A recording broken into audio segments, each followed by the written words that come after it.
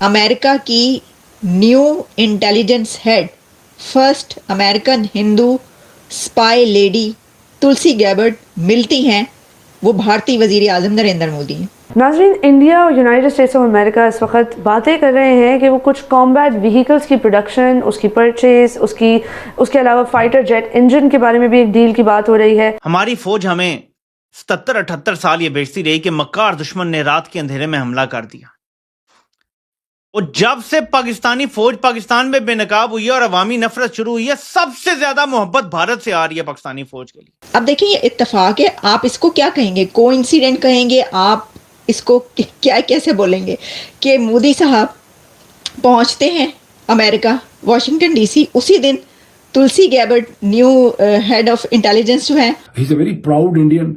और अगर आप उनकी तहरीर पढ़ें, उनकी बातें सुने, जिस तरह से वो बात करते हैं, तो ऐसा लगता है कि दुनिया में जो सबसे इम्पोर्टेंट अगर कोई मुल्क है तो वो सिर्फ और सिर्फ उनका भारत है। पिछले महीने डोनाल्ड ट्रंप ने खुद नरेंद्र मोदी को दावत दी थी, लेकिन इस तरह दावत नहीं दी थी कि हम आए दोस्ती करेंगे। इस तरह दावत दी थी कि आप आए, हम जरा फैसला करें कि हमारी ट्रेड रिलेशनशिप जो है। भारत उल्टा कह रहा है मेरी जिंद मेरी जान। जनरल आसिम मुनीर मेरी जिंद मेरी जान, उनके बस में नहीं है कि जनरल आसिम मुनीर को ताज पे बिठा दें। मकसद ये है कि अमेरिकन एक्सपोर्ट्स टू इंडिया को बूस्ट किया जाए, जितनी चीजें इंडिया अमेरिका से खरीदता है उसमें इजाफा किया जाए। वो हमारी फौज भी कहना शुरू हो गए हैं भारत वाले, यार ये क्या हो रहा है? ये मेरे कानों को जो सुनाई दे रहा है, मुझे यकीन नहीं आ रहा।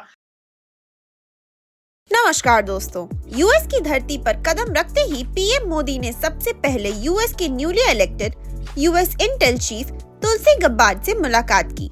और ये मुलाकात बहुत ही सरप्राइजिंग थी, क्योंकि यूजुअली किसी भी देश के स्पाई किसी अन्य देश के प्राइम मिनिस्टर से ऐसे मुलाकात नहीं करते।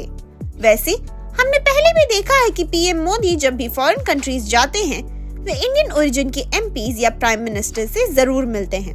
इससे पहले भी जब ऋषि सुनाक ब्रिटेन के प्राइम मिनिस्टर बने थे, तो पीएम मोदी ने बहुत ही खास अंदाज में उनसे मुलाकात की थी।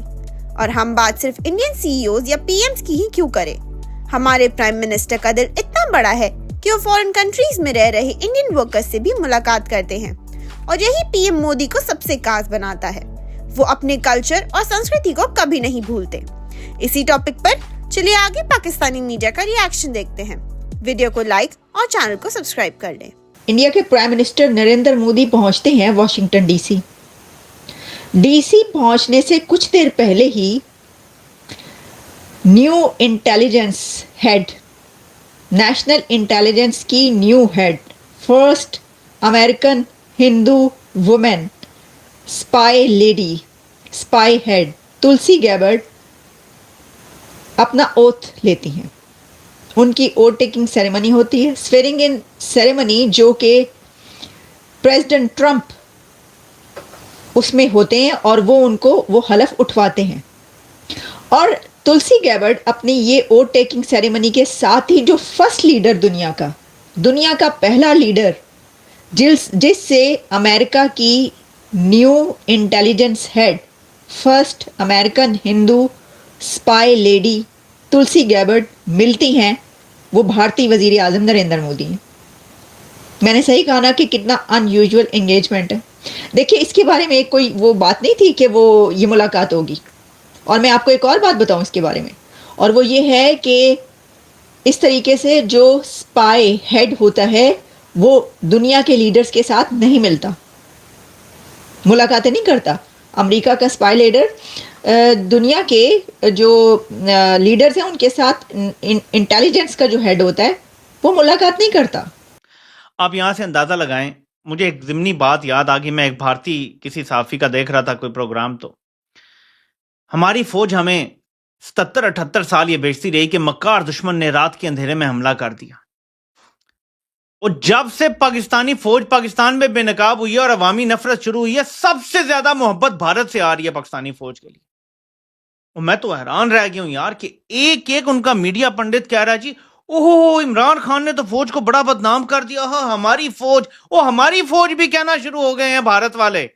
यार ये क्या हो रहा है? ये मेरे कानों को जो सुनाई दे रहा है, मुझे यकीन नहीं आ रहा कि हमें खतरा, और मुझे खदशा रहा है मुसलसल कि फौज इतनी गलत काम कर रही है, बेनकाब हो रही है, इस दौरान मोराल डाउन, अवाम आपके खिलाफ है। अगर खुदा ना करता भारत हमला कर दे, भारत उल्टा कह रहा है मेरी जिंद मेरी जान, जनरल आसिम मुनीर, मेरी जिंद मेरी जान। उनके बस में नहीं है कि जनरल आसिम मुनीर को ताज पे बिठा दें, मतलब तख्त पे बिठा दें और ताज पे ना दें कि यार तूने वो काम कर दिया है, तूने पाकिस्तान की वो तबाही कर दी है जो हम हमला करके भी ना कर सकते, तो तू हमारी जिंद हमारी जान है। ये हाल हो गया है। और मैं तो देख के भारतीय मीडिया में तो देखता नहीं, वैसे क्लिप मेरे सामने आ गया, मैं हैरान रह गया, इतनी मोहब्बत। यानी पाकिस्तानी फौज से पहले नफरत थी, थूक निकलते थे इनके मुंह से, अब ये कह रहे हैं इमरान खान बड़ा बुरा है, उसने तो अपनी फौज को बिल्कुल ही रुसवा करके रख दिया है, उनको खत्म करके रख दिया है। लेकिन फिर भी कोई आपको बॉर्डर पे हमला नहीं नजर आया। इतनी मोहब्बत।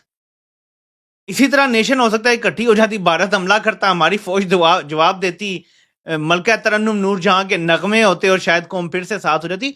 भारत वो भी नहीं कर रहा। बदले में जाहिर है कश्मीर के सौदे, वहां की हक़े खुद इरादियत को दहशतगर्दी करार देना और ये सारा कुछ भी तो चल रहा है ना। ये सारे मामलात है, प्यार मोहब्बत बहुत मोहब्बत बढ़ रही है। पर मोदी साहब ने बोला है कि भाई हमने 1 लाख सिपाही फ्रांस को बचाने के लिए वर्ल्ड वार 1 में भेजे, और आप ये देखें कि 10,000 उनमें से घर नहीं जा पाए और वो यहीं पे जो है फ्रांस के अंदर उनको दफनाया गया। आज इंडिया ने फ्रांस को अपने एहसानों के नीचे दबा दिया। ये होती है स्ट्रैटेजी। देखें, हाँ बिल्कुल यही ना, देखें ये डिप्लोमेसी है ना, जिसे आप लोग उर्फ़े आम में सक्सेसफुल डिप्लोमेसी कह सकते हैं। कि ये आप ये कह लें कि वर्ल्ड वार स्टार्ट हुई थी 1914 से 1918 में वो एंड हो गई थी।